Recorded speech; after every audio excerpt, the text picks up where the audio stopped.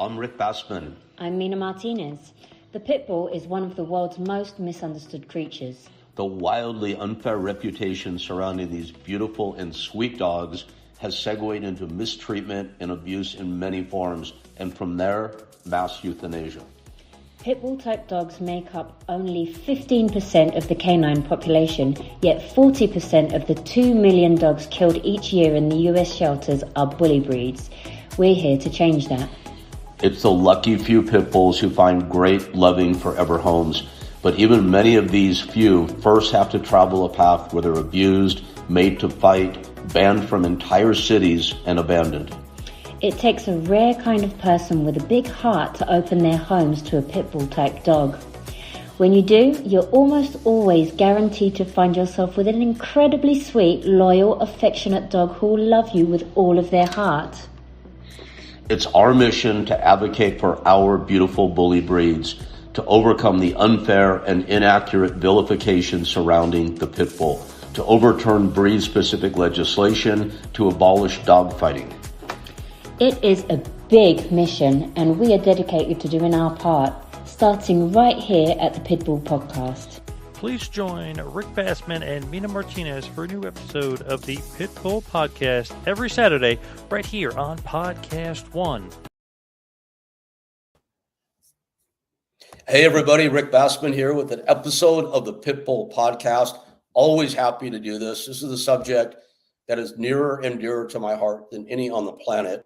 If you're wondering why do I have the Talking Tough banner behind me, and I'm sure my amazing partner Mina is going to give me SHIT about this, but the new Pitbull banner just didn't come out right. Mina, I promise, before you come on, I'll have it next week. Without further ado, I want to bring on my dear friend and the first and only person to have a true animal sanctuary in the entire country of Japan. Actor, fighter, singer, and pit bull expert and advocate and rescuer, my dear friend, Mina Martinez. Hi, Mina Martinez from Japan today. Yes, you're back in Japan. You're no longer in Utah. Now you're a seasoned no longer in traveler. Utah. My first America trip is officially over. And it went well. Yes, you learned a lot. I did learn a lot. I finished my course at Best Friends. It's a course that's tied up with Best Friends, Animal Society, and Southern Utah University. And it's a course on running a life-saving sanctuary. It's a really cool certificated course where we get nice gold embossed things. So that might be up here at some point when they send it to me.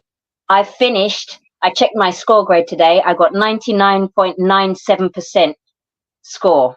Oh my God, Mina, how did you miss 0.03%? Shame. That's awesome. I know because you really. it was held at 4:30 in the morning in Japan time. You know what? That's a valid excuse for missing 1/3 of 1%. I think that's very valid.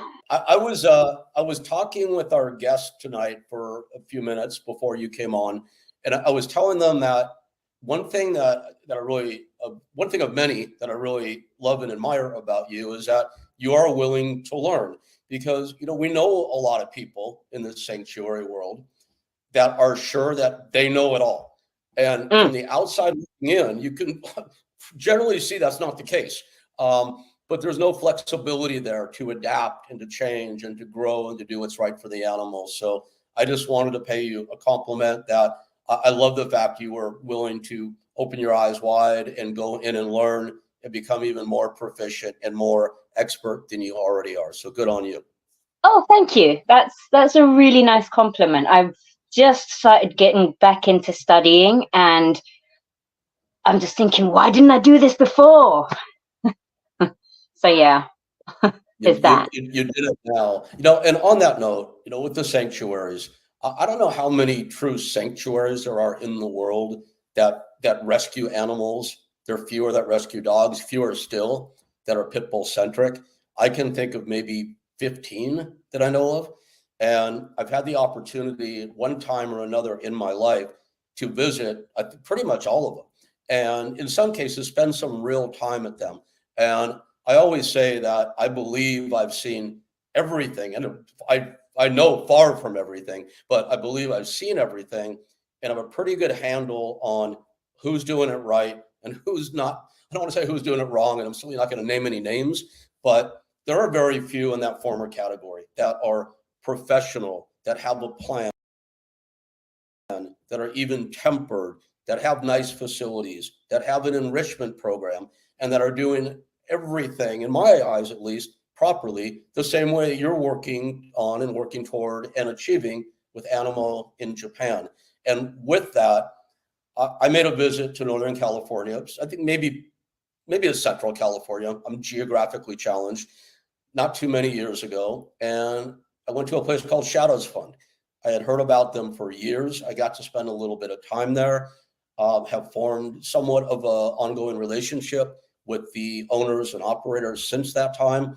And these people, in my estimation, are amongst the very, very few that are doing it right. Once we bring them on, Mina, I want to turn it over to you. You're going to have a lot more to talk about with them probably than I will, because this is your world. But without further hesitation, for those who want to see how it's done right, I'm very, very happy to introduce Jill and Cody Rackley from Shadows Fund. Hi. Hello. Hi. Ray. Hi, Mina. Thank you for coming on today. Yeah, thank you for having us. Very nice to meet you. So, how did you get started with pit bulls, and why pit bulls? Well, sorry, I'm just diving right in here. Yeah, actually, a funny story. Yeah, sort of quite by accident, and we started helping senior dogs as a tribute to a beloved senior dog that we had adopted in the past. And we were going down to a crowded shelter in LA to pick up a senior dog. Mm-hmm. And we got there, and we were utterly naive, brand new to the rescue world, didn't know anything. I don't think we'd ever even met a pit bull. I had never met a pit bull for sure. And the volunteers at that shelter made us aware that there were 13 young pit bulls, in the age of 1 to 3, who were going to be euthanized that weekend for space. The shelter was overcrowded. These were all healthy young dogs, all passed their temperament test. And us being, sort of naive to the rescue world and, just sort of ready to jump off the deep end, we said, well, hey, we live on 20 acres. We'll take all 13. And a friend brought a car down with me. We had 2 cars, and we put 6 in one and 7 in the other, loose dogs that didn't even know each other, and drove up from LA, and it went fine. There were no dog fights. There were no dogs escaping. Everything went great. And I think the dogs thought we were utterly insane. And we're like, everybody just mind your P's and Q's, be still. This lady's crazy. But that started our journey. We brought those dogs home and quickly learned that there's this whole group of dogs out there. And I hesitate to say breed, because we all know that so many dogs with big heads and short coats get called pit bulls. But there's this whole group of dogs out there that are being unfairly targeted or passed over for adoption or discriminated against because of the way they look. They have a big head, a big jaw, short coat, and that brings with it all kinds of myths and stigmas and misconceptions, and we wanted to do something about it. So you're talking about the bully breed, right? Like the bullies in general, American bullies and Staffordshire Bull Terriers and American Pit Bull Terrier, Argentinos and stuff like that. Dogs. Yeah, it's and on and on. I'm sorry, I got to back up for a second. Cody, you had never seen a pit bull before, and the next thing you know, you got 13 coming to your property. Yeah, exactly. The thing was, I didn't even know what to think about it. There was no hesitation or reservation. I didn't know anything about the breed. I had grown up with lots of dogs and all kinds of other animals. And so to me, it was just 13 dogs. And it wasn't until really deep into having all 13 of those and figuring out what to do with them that I started to understand the stigma, the discrimination, and how hard that was going to be to try to place these 13 dogs. And it's funny that you just said that you said to me it was just 13 dogs. And the thing is, 15 years later in this journey, what we've realized is, yes, they are just dogs. But to the rest of the world and to insurance companies and to, you know, all kinds of decision makers, they're not just dogs. And so there's been this, you know, Rick, you know this, and Mina, I'm sure you know this ongoing fight to change minds and to educate people about who these dogs are and the fact that they are, at the end of the day, just dogs. That's amazing. So with you on that, Jill. Although I'm a little prejudiced though in the opposite direction. I'm like, yeah, they're dogs, but they are the best dogs. I mean, there's in my mind, in my somewhat considerable experience, there's no dog's love like a pit bull's love. That's for sure. They're my heart. That's for sure. And as soon as you love one, you have one back. We joke because of all the people who we introduced to their first pit bull, including my mother, some of our relatives, people who were absolutely certainly never have a pit bull in their life. Once they had one, that's all they had. So it's sort of like tattoos. You can never have just one pit bull, and once you get one, there's no going back. You'll have pit bulls for life. One of our favorite stories is we used to do adoption events at a winery in a tourist town. And we get all these people traveling up from LA, and they saw these cute dogs and puppies, and they'd be petting them, and, you know, they'd spend an hour with you. And then after all this time, they would go, hey, what kind of dog is this? And you tell them it was a pit bull, and they would jump back, and all of a sudden the world had changed for them. And we would be able to say, you just spent an hour with that dog and totally made this connection and loved on that dog. And it was just that word that changed the perception of that interaction. And that was a really big moment for us to go, something's wrong here. Yeah. And that we really took up the torch after that. Have you seen what goes into the temperament test? Because I don't think they have that here in Japan.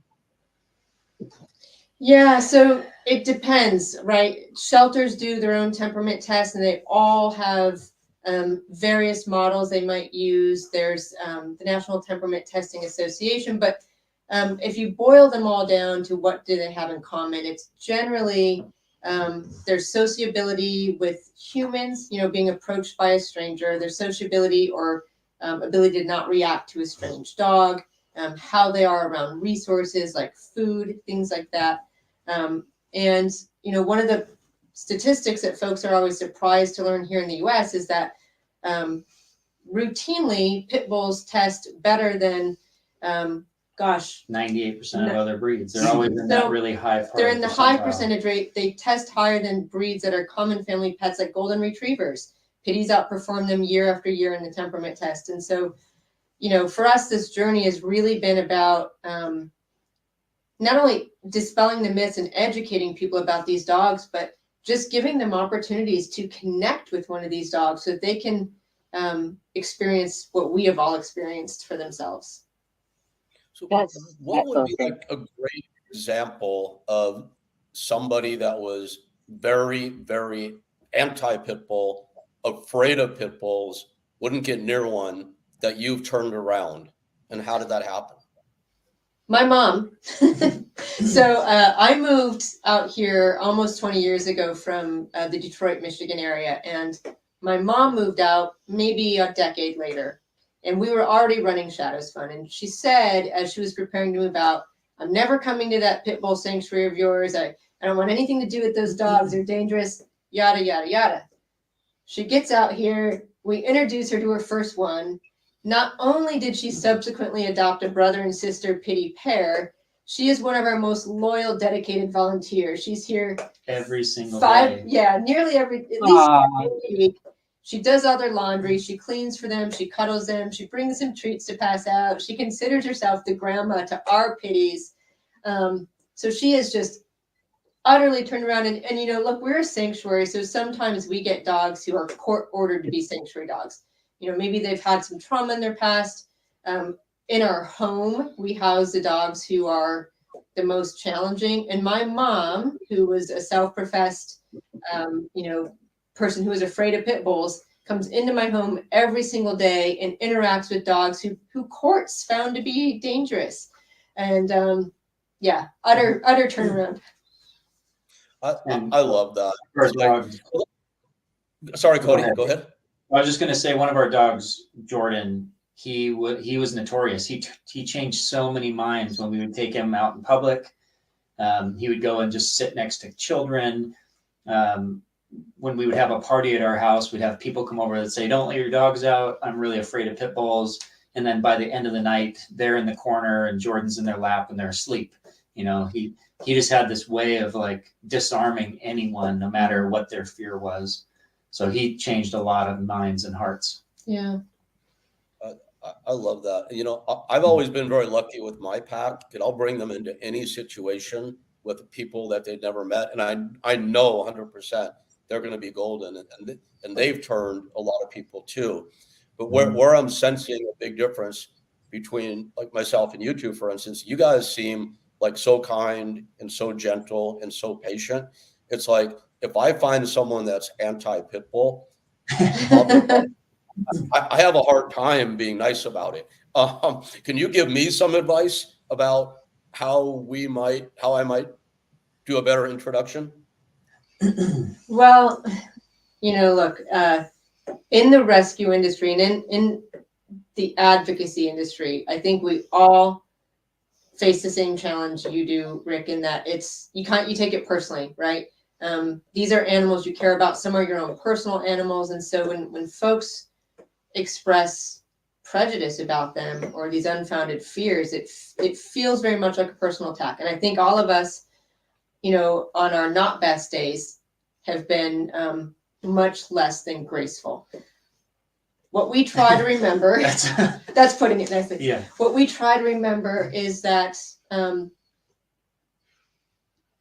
if we can step back from that for a moment and recognize that all of us, humans, dogs, every being on the planet, we are all at our worst when we're acting from a place of fear. And those people are acting from a place of fear. If we can just start from that place of understanding and find some kind of bridge, maybe it's that sweet little soft wiggle butt pit bull that's going to come up to them real gently. Find some kind of bridge to give them a connection and to start to have a conversation that feels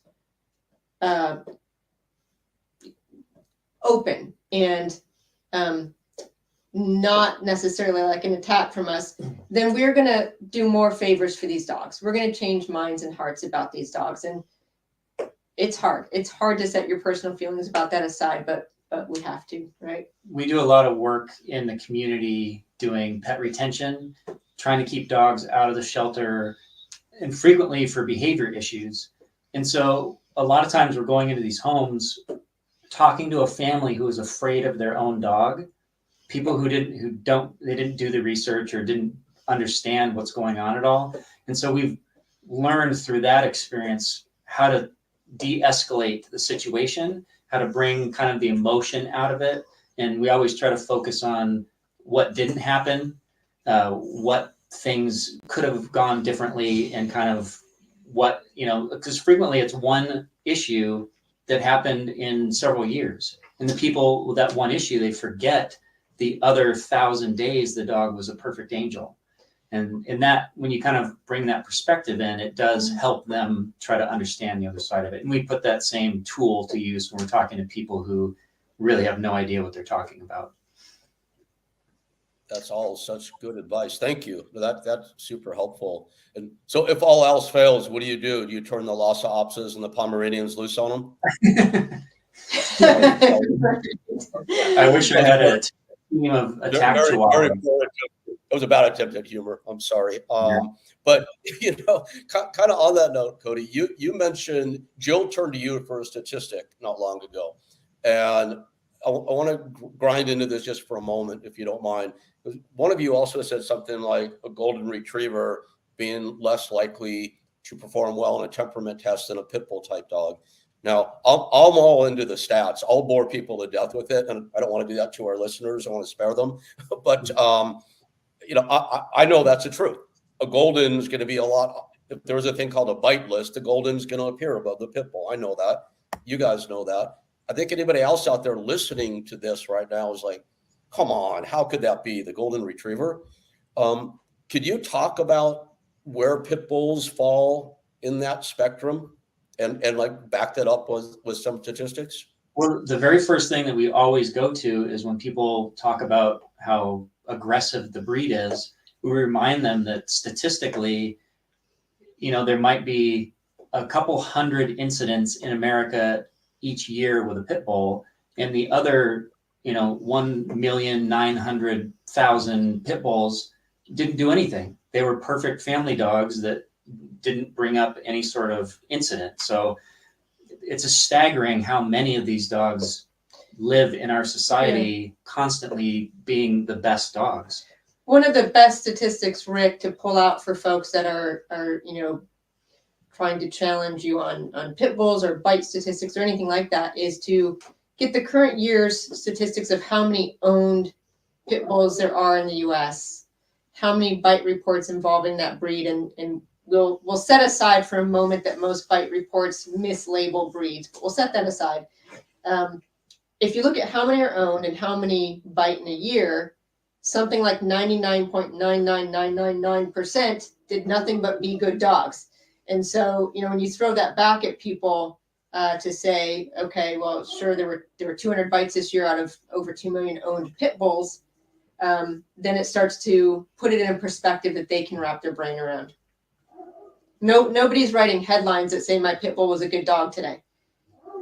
No, and all these other dog bites from all the other breeds. I think the AKC last year recognized 200 breeds, or currently recognizes 200. And we could debate all day long how many of those breeds would fall into this bully breed or pit bull type dog category. But for sake of argument, let's say there's a dozen. Who knows? Maybe there's 14, whatever it is. So that means there's 180 some other breeds.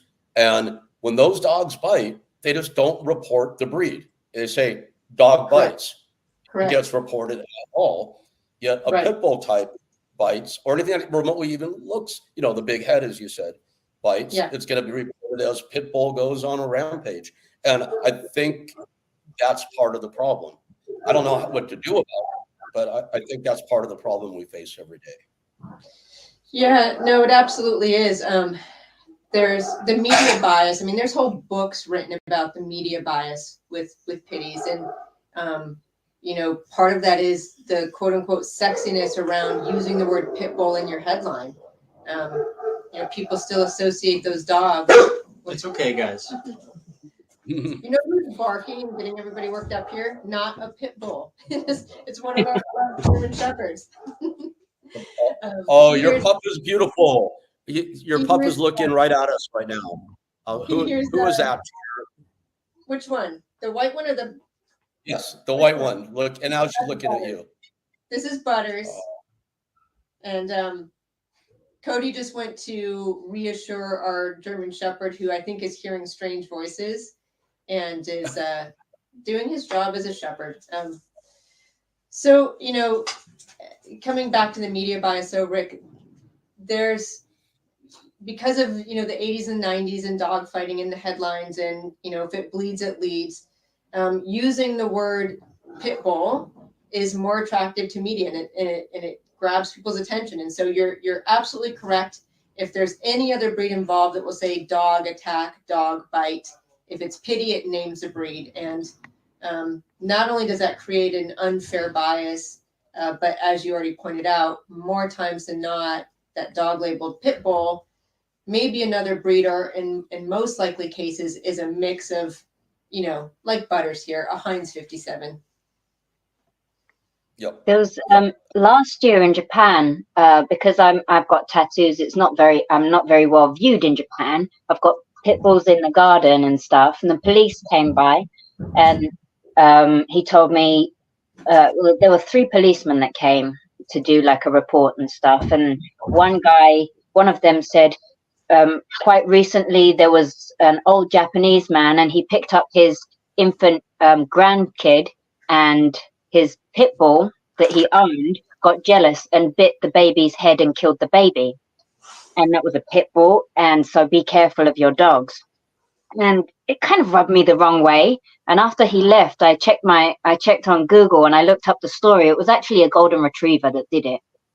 But like it's a completely different breed, but there's more impact when they say a pit bull did it.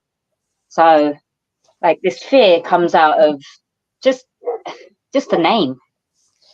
Yeah, without a doubt. And here in the U.S., we have so much discrimination that one of the biggest reasons that our shelters are full of pit bull type dogs is housing discrimination. Landlords don't want to rent to people with pitties, and even if they do, most insurance companies, although this is slowly changing, most insurance companies would not cover homeowners if they had a quote unquote pit bull living on their property.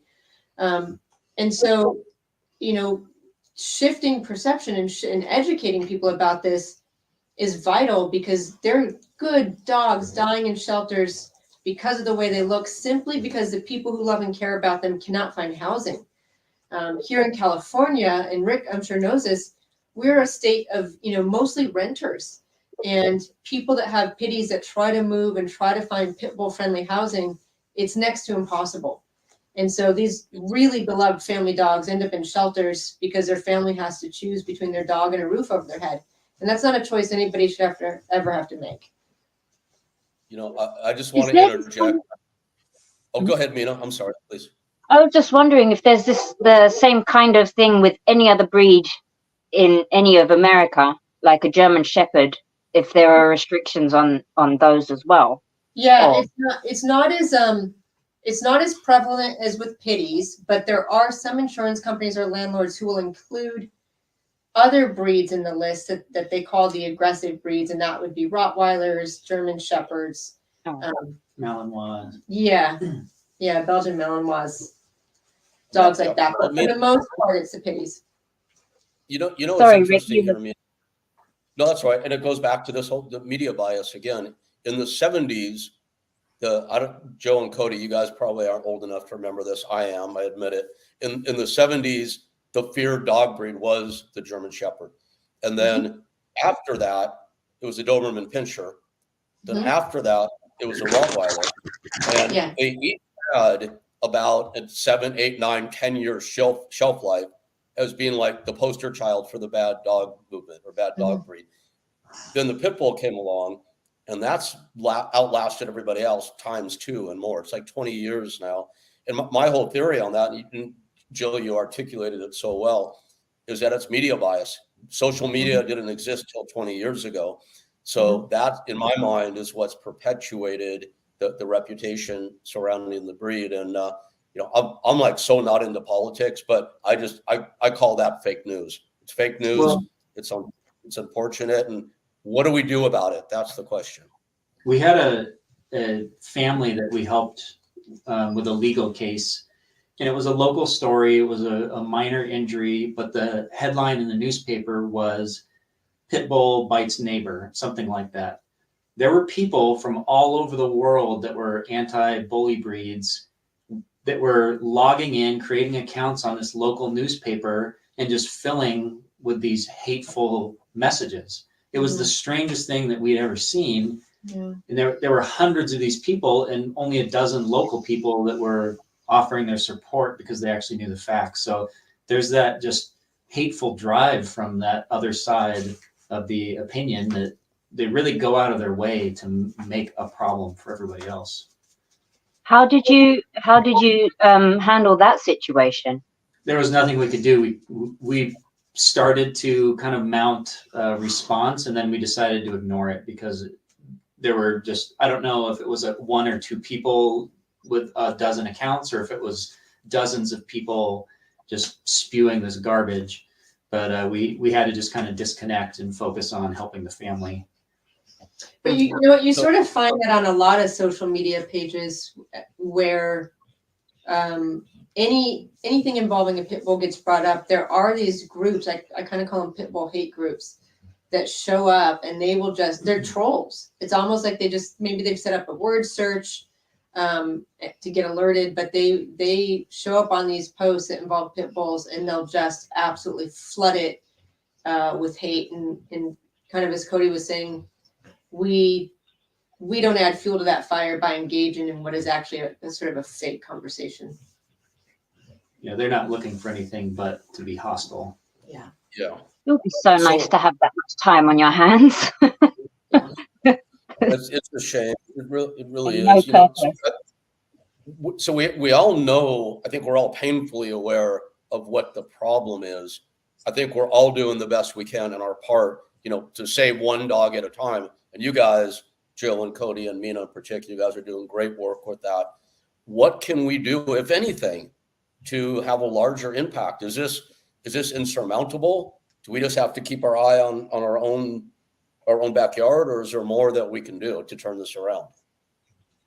Well, it's definitely surmountable, because in the 15 years we've been doing this, while it's slow, we have seen change and we've seen progress. Denver is lifting their breed ban on pitties. I mean, that was a whole city that banned the dogs, and they're getting ready to lift a breed ban again in Florida coming up here. Some states, New York is one of them, have passed laws that will not allow insurance companies to discriminate against dog breeds. So change is slowly happening. We have to stay the course, even when it feels like we're doing an enormous amount of work to take a tiny baby step toward the goal. Those baby steps are getting us closer and closer and closer. When you've got whole cities or whole states changing breed bans and breed discriminations, that impacts lives. The other thing I think we have to do, Rick, and this is, and Mina, one of the things we've been doing is focusing on the fact that pitties and any other breed you want to talk about out there are as individual as we are. And so we try to focus on our dogs, not by the breed that they are, but by who they are as an individual. Butters, who's sitting with us, is utterly different from the dog who lives next door from him, who's different from the dog who lives next door from him. You've got the wiggle butts, you've got the athletes, you've got the class clowns, you've got the really smart straight A students who want to learn and perform and do things. The very serious, focused ones. Yeah. So when we take folks out of that space of focusing on a label, we did a campaign many years ago called I Am More Than a Label. And we had people share photos of their pitty doing what they loved. Maybe it was competing in agility. Maybe it was just utterly couch potatoing on the couch. Maybe it was just going for a stroll. Maybe it was hugging grandma. Whatever it is, we wanted to let people know these dogs aren't this thing you can paint into a labeled box. They're as unique and individual as we are. Get to know the dog that's right in front of you. If you've got a friend or a family member or a neighbor with a pitty, go get to know that dog. And if you have another one, get to know that dog. And they're probably going to be quite different from one another. They're individuals. Stop, as humans, we don't want to be labeled in these box categories. We want to be seen for who we are, for what we are, for our actions, for what we do.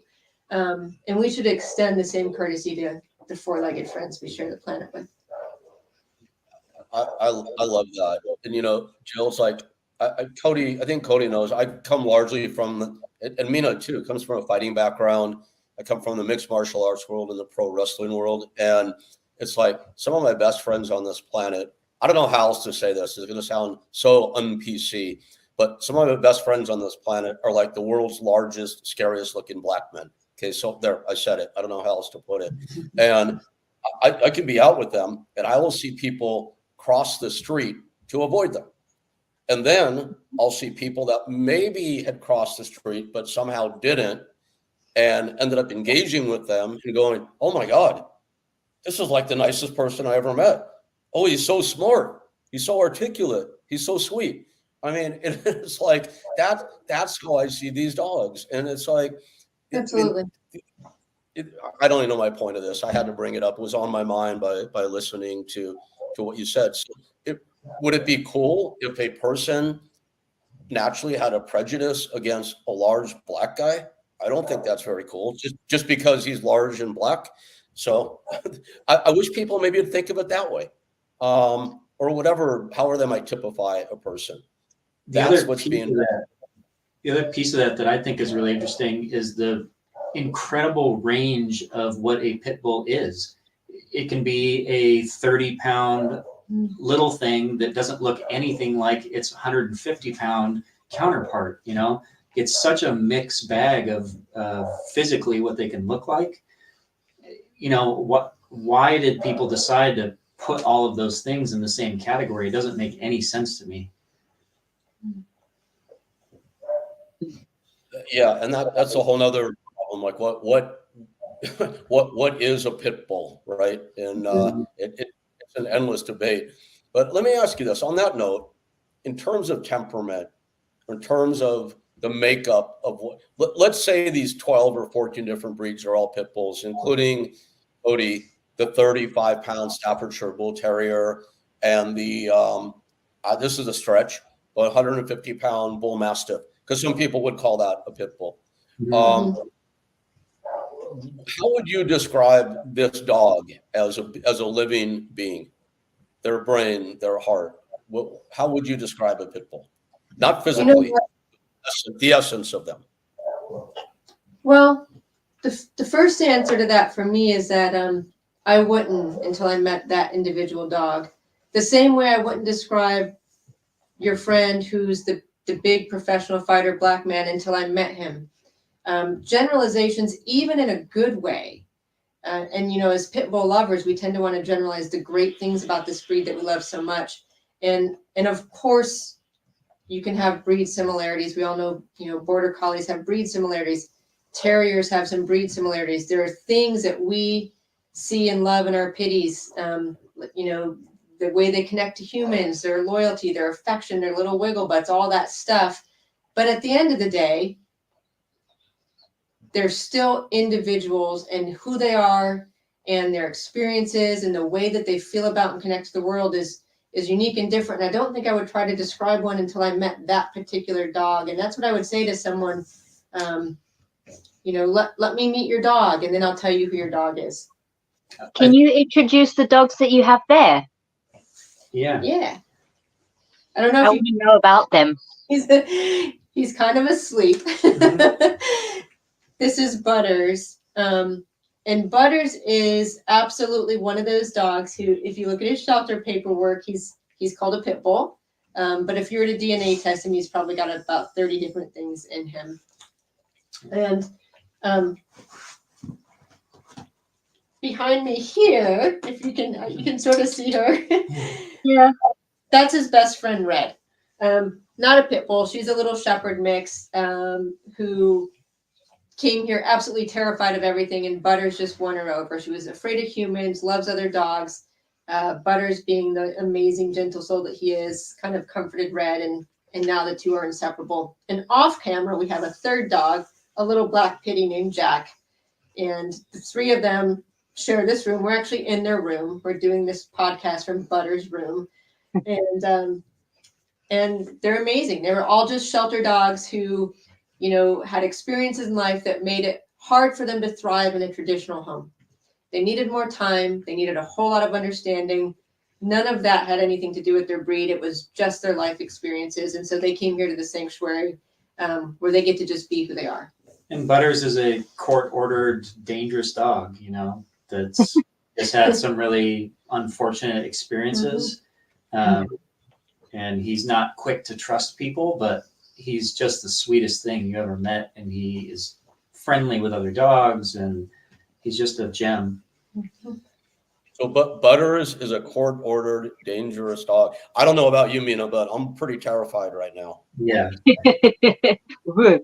So who have you got there? What does he have, like 7 bites on his record? Who do you have in your lap, Rick? Yeah, Rick, how many, or who's there? You know, it was funny we're talking about dogs, because about introducing our dogs. It was so funny. As soon as Mina said that, my dog Wilson wandered over, and he does what he does every time I'm on a podcast. He trips over the cord that holds the ringlet. He knocks the light over. So that's why I've suddenly gone dark. That's fine. I look better in the dark anyway, so it's fine. Good job, Wilson. And Wilson is the poster child. He's a Staffordshire Bull Terrier. He's blind. He was about to be dumped at a shelter when I picked him up from the guy who was going to dump him. That was on Maui. And Wilson is the official poster child, the vicious pit bull movement. See? Hello, look at you with your tongue. He's the guy right there. Yeah. Love Wilson to death. Sweetheart. If this is a little bit of a segue, but it's we've all just kind of talked about jokingly these sort of vicious dogs.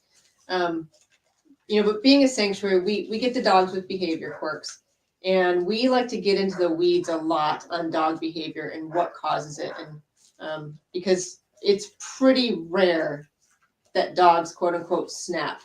And in our 15 years, we've not yet met a truly aggressive dog. We've met a lot of fearful dogs. We've met a lot of reactive dogs. We've met a lot of dogs with unrecognized triggers. But one of the things, Rick, that we saw as sort of a phenomenon here in the US that was really contributing to a lot of behaviors that people might think is associated with the breed is, for a while, it got really popular for folks to have Pitbull puppies. High school students were getting them. It was the cool thing because of the sort of macho status symbol. Everybody wanted a pitty. And what we saw happening just in our own community, not on social media, but also all over the country, is people were getting these 5 and 6 week old puppies that were taken away from their mom and their litter far too young. And as we followed these dogs in our local community, because many of them ended up with us eventually, what we saw were behaviors that are not a result of any particular breed characteristic, that are a result of what happens when you take a puppy away from the mom and litter before that puppy is adequately socialized, before that puppy learns bite inhibition, before that puppy learns confidence and that the world is not scary. And so you've got these young pups going to homes way too early, being removed from their litter way too early, from their mom way too early, and oftentimes being left home alone or in a backyard to sort of decide what the world means for themselves, which is no different than leaving a toddler home to raise themselves. And you get these 8 and 9 months old puppies who end up afraid of everything. Of course they are. They've been home alone. They have no idea if that truck or that mailman or the UPS driver or the bicycle going by is a threat, and there's nobody there to tell them it's not.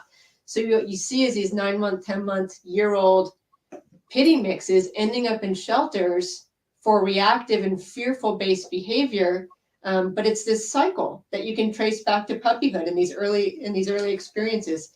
A lot of other breeds, they have more reputable breeders that are taking a little better care of that kind of transition period in late stage puppyhood.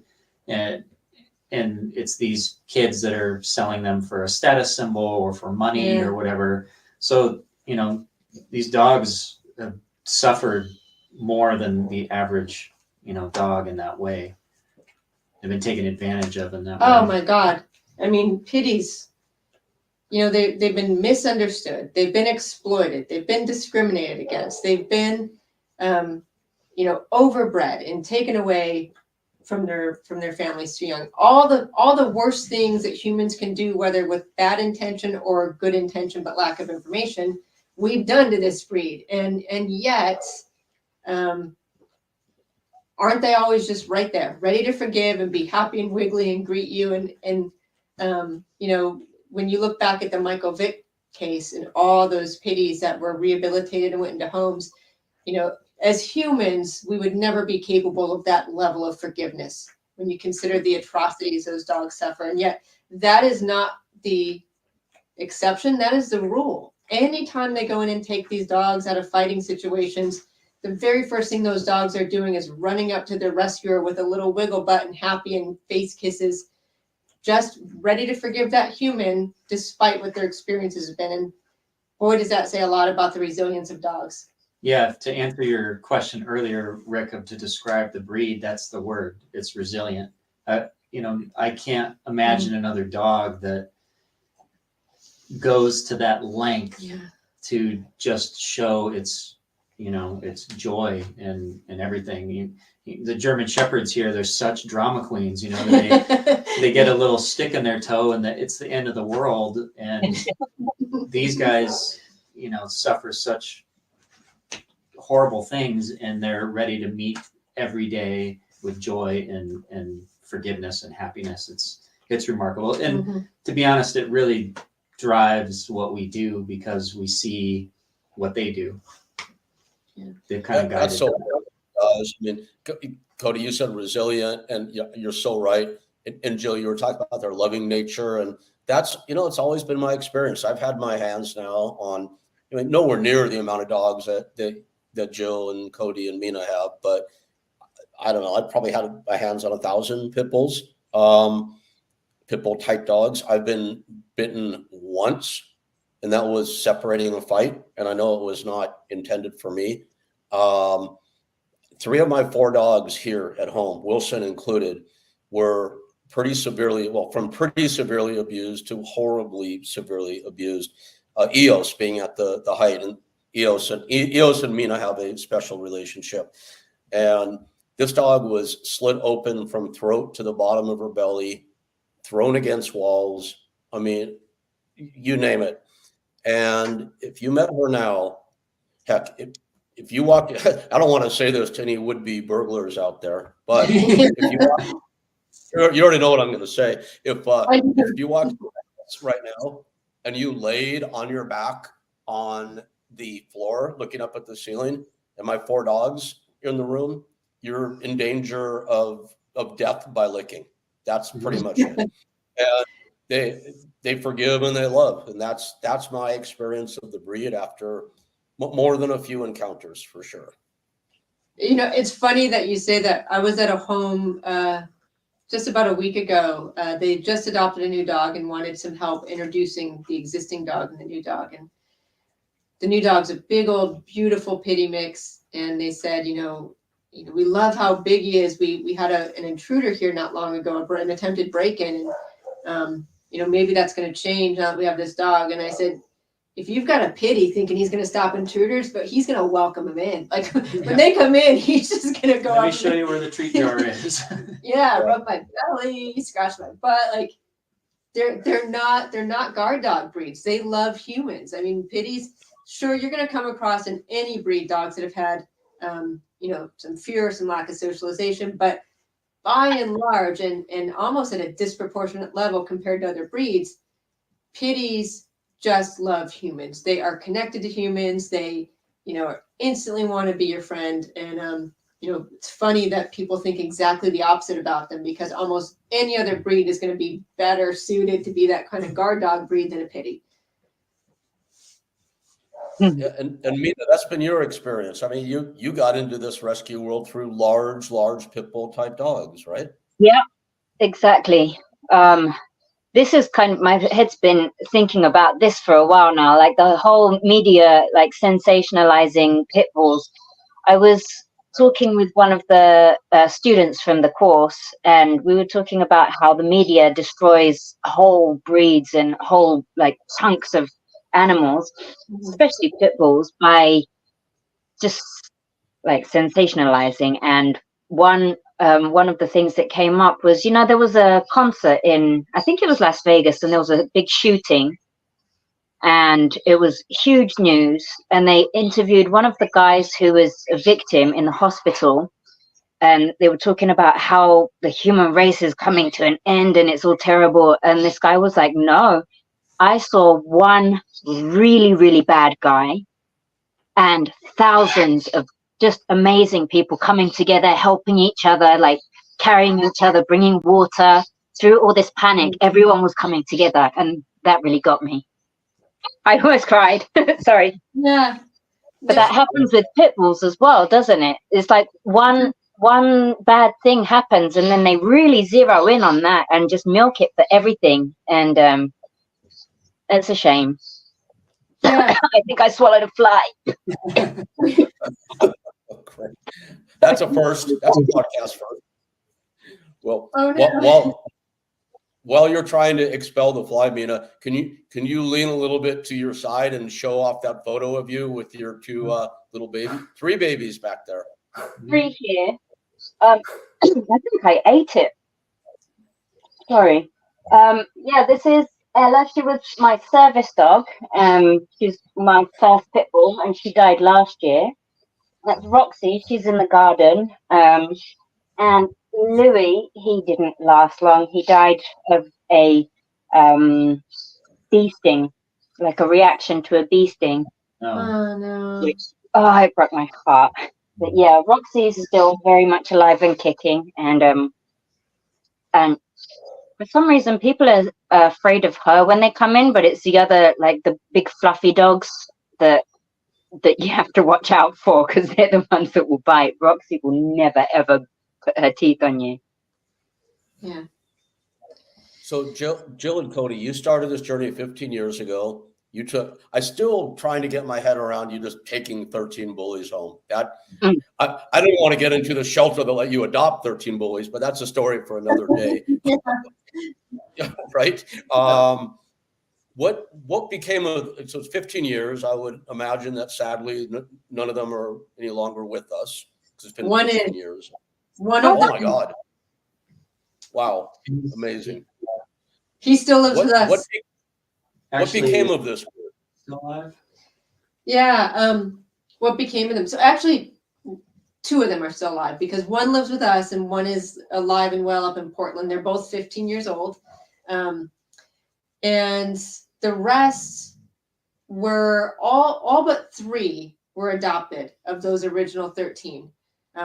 One of them ended up being really reactive to other dogs. She was a massive pitty mix, probably about 90 pounds. And, you know, one of the things that you've probably encountered in this industry is that trying to find a home for a pitty that has to be an only dog is tough.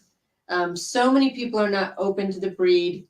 So many people face housing discrimination. And if you are willing to adopt a pitty, you're probably a pitty lover, and you probably already have 1 or 2 or 10.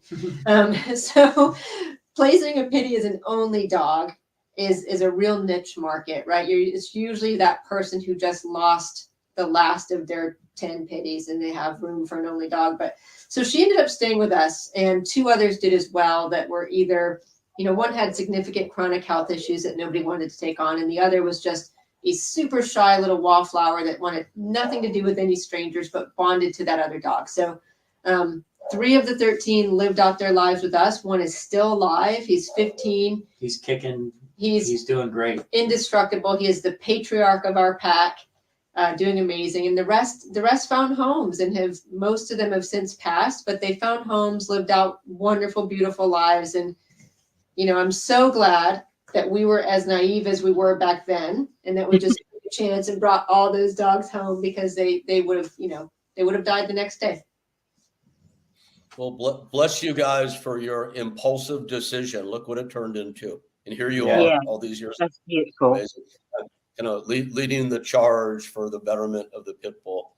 That's it. It's such a great thing you guys are doing. Wow, the hour flew by. So before we go, let's put a spotlight on Shadows Fund. So you guys are a non-profit 501c3, as we say, in very, very good standing. I looked you guys up on GuideStar. The charity world loves you, as they should. If you guys were stuck in an elevator with a donor and you had 1 minute before the door opened, what do you tell them about what Shadows Fund is doing? It's funny, because we just today said, you know, we need to work on our elevator speech. Good timing, Rick. You're on the spot, Jill. You're on. I think what we tell them is that we bring hope and second chances to the most vulnerable dogs. We give those dogs who have no reason to hope, who've been passed over, forgotten, thrown away, a reminder that they're special, that their life has value, and we're going to deliver that promise to them. That's fantastic. So well done. Beautiful. Take And that was like my money. 30 seconds. Well, don't take my money, because I need it. But if I had any extra, I'd totally give it to you. Thank you, Mina. And same to you. Yeah. How can people look you up? How can people look up Shadows Fund, and how can they support you? Yeah, so our website is shadowsfund.org. We're also on social media. We're Shadows Fund on Facebook, on Instagram. You can go to our website. You can go to our social pages and follow what we're doing. We have a 100-acre sanctuary. We have, at any given time, 50 dogs here. We're out in the community helping people keep their dogs. We help shelter dogs go home all over the Pacific Northwest. And here at the sanctuary, we focus on the toughest dogs who need a little bit more time. And so we're always doing things here at the sanctuary for the community, like training clinics. We train shelter staff and volunteers in how to understand the dogs that they're caring for. A ton of pet retention stuff. Yeah. Yeah. Yeah. And Rick, you've been here to the sanctuary, and it's even changed a lot since you've been here. Yeah, I was going to say it's changed a lot since you've been here last. One of the things that we do here and that we pride ourselves on is that every dog is given what they need to be their best selves here. When the dog arrives, we don't set about trying to change the dog. Our first and really only goal is to let the dog show us who they are and what they need to live their best life. Yeah, it's amazing. It's amazing what decompression time and understanding can do. Some of the most aggressive dogs that have come through our doors, they're just, they open up that other side of them, and they show you that they're just trying to navigate this world. And with that little bit of understanding, you can reach them. Yeah. Cody, I'm with you. I always say that you can take a pit bull from the worst possible situation, and once you let them know they're safe, you're about to experience the biggest heart you've ever experienced. That's what I always stand by in any case. That's true. And as far as the Shadows Fund, I want to see more. So it's Shadows, plural, SHADOWS fund.org. And Mina, next time you're out LA way, let's hop in the car and take a road trip up north and check it out. I would love that. That would be amazing. I want to do a whole sanctuary tour and go and visit lots of different ones. That would be really important too. Yeah. I mean, there's just not enough awareness about it, and it'd be interesting for everybody to share what we're doing. I think if more rescues came together and helped each other and shared resources as well, that would be like amazing. Absolutely. In the rescue world, it can be a bit tough because some of us see each other as rivals, when I think we're all working towards the same goal and just save one more animal. So I really loved talking with you, and it was so nice to meet you, virtually. Yeah. Thank you. Likewise. Thank you for what you're doing. Thank you too. I hope that we have a long and mutually beneficial relationship going forwards. Yes, amen to that. I think it's the start of something beautiful from the outside looking in. On behalf of Wilson and every other pit bull on this planet, I want to thank all three of you for what you do. You're all doing amazing work. The tongue. And Jill and Cody, thanks so much for taking the time and being with us. We really appreciate it. And let's be in touch, please. Thanks for having us. Thanks so much. Thank you very much. Thanks, guys. Have a good night, you guys. Talk to you soon. And Mina. Yeah. You guys. Oh, you met, they're so nice. Kindred spirits there, didn't you? You met kindred spirits. Yeah. One thing that got me there was they don't look like Pitbull people, if you get what I mean. I know exactly what you mean. They look like, I don't want to say it, like poodle people, or kind of like, I don't know. Like, but I really love the fact, yeah, like golden retriever people. Like, they look like that, but. I'm so with you. I'm watching this tonight, and I'm thinking about people in my life who are close to me that I'm having frustrations with on what we talked about, the prejudice. And I'm like, I want to get them to watch this so they can see Jill and Cody, And I think people like Jill and Cody, and unfortunately there's not a lot like Jill and Cody, are exactly what our breeds need to have a better chance for the future, for sure. Yeah, I think they're super awesome. I really enjoyed listening to them today.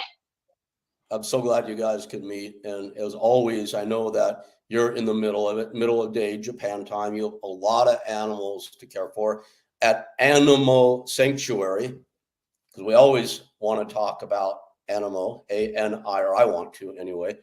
I know Well, you're a lot humbler about it than I am. But Mina Martinez, everybody, is doing amazing work in Japan, as Cody and Jill Rackley are in California. And you can see what Mina is doing at Animo, A-N-I-M-O, sanctuary.com. Right, Mina? Yep. Well, I'm most active on Facebook. So if you look up Animo, then hyphen Mina's Exotic Animal Sanctuary, there's a whole lot of animals going on there. There's just everything happening. I don't post that much pit bulls anymore, so I've got to get back on that. I think you darn well better. Yeah. That's all I got to say about that. I will. I'm going to go and take some pit bull pictures today and post them. Beautiful. Please give the babies my love. I will do. Good to see you as always, my friend. Good to see you too, and I'm going to see you next week, yeah? We will, and it is Rick and Mina signing off for the Pitbull podcast. Thank you. See you next week. Have a good night, y'all.